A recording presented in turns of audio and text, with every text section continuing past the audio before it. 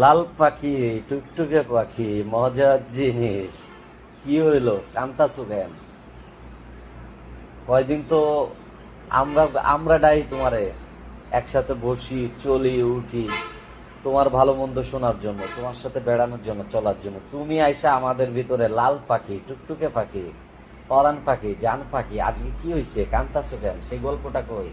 Friend সার্কেলে ঢুইকা মায়া পোলাপানের গল্প নিয়ে আসো, আর আজকে কান্তাছো কেন? সেটা কই? গল্প কই, কান্তাছো কেন? যাও এখান থেকে, শুনো, যাও বেটা। ও যা, আর কিছু না। কি এক, মানে কি এক আবেগে পড়ছে বেটা, কান্তাছে, আহারে কি মায়া।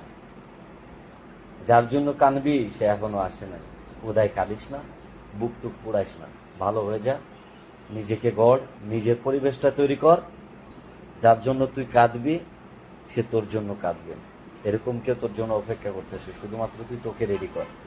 ফাও ফাসাল বাড়িস না, ফাও লোকের জন্য কান্নাকাটি করিস না, এটা কোনো নিয়মে পড়ে না।